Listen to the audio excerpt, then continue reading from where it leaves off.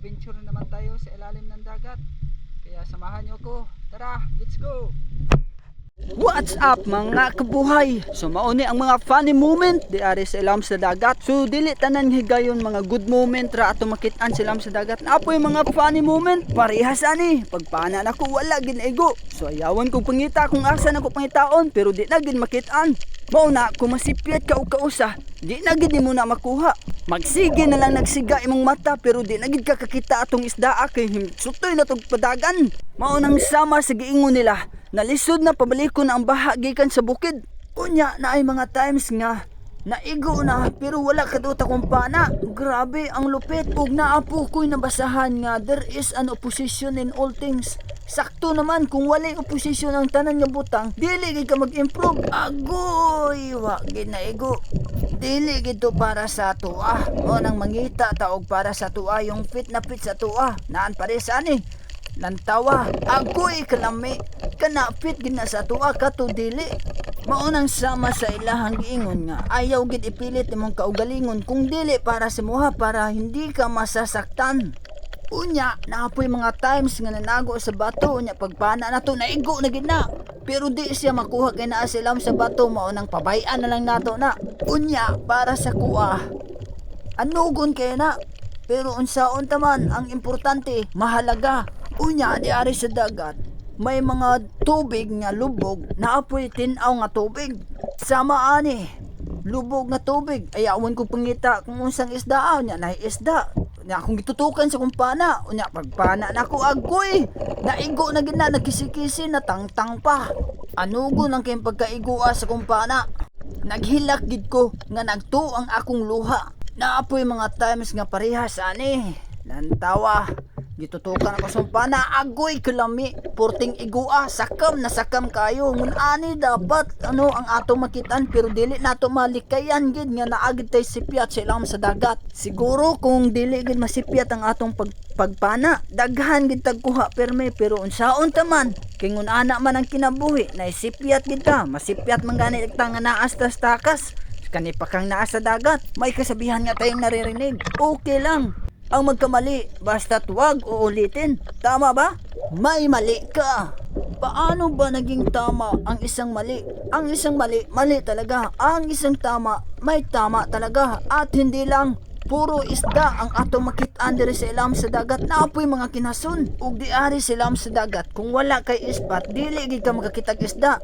Pares ani na ako ispat nakakita kong isda nga nagtapik sa bato agoy kalami naigo din sa tumpana nya kung wala kay ispat dikit ka kakita ng isda o kung di ari ka silam sa dagat pasigahon ginani mo imong mata para makakita kag isda liliun ginani mo ang ilam sa bato basig naada tong isda na nago nagukoy-ukoy sa tuwa ug na ako'y kasabihan nga gihimo ang matinik nga manugpana maraming mahuhuling isda agoy kalami og kinina mauna ni ang time nga bansen natakay mo pa na nga wala na sipyat sigunsa nga posisyon nato makaigo gid ta dayon parehas ani pagtutok ko sa pana agoy kalami kana wala gid na sipyat ang akong pana sakto gid ang atong na batian ba nga giingon nila nga learn by experience maka-learn gid ta sa atong experience kay kung dili nato na ma-experience dili kita maka-learn dako gid ang atong kalipay pag makaigo gid tag isda kay siyempre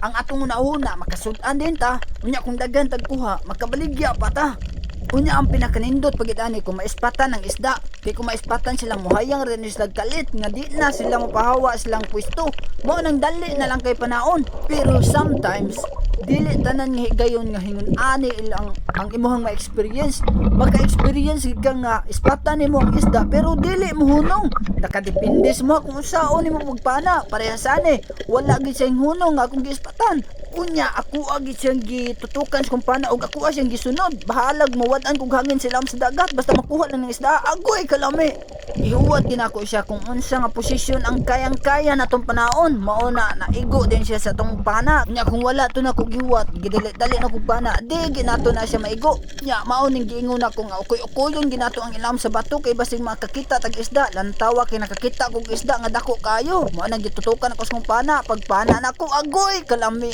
puwerte gid niyang igua wala gid siya ka luwas gid sa atong pana unya ang problema na pud ani Unsaon pagkuha kay naa sa ilawom sa bato, mao nang mangita na pud tag ideya kung paunsa ni nato kuhaon. Mao nang hinginhawas ako sa babaw pero nakatutok ang pana. Ana, mauna ni. Mao ning isda ang atong ipana sa ilawom sa bato, di ba? Dako kayo na kung wala nato lili ang silam sa bato, makakuha ka tag unani nga isda nga manago man ni sila sa bato. Wala may isda nga unani nga magawas ra sa bato. Unya kani nga time sa mong pagpanalom, hingkusog pagid ang ulan ug ang hangin.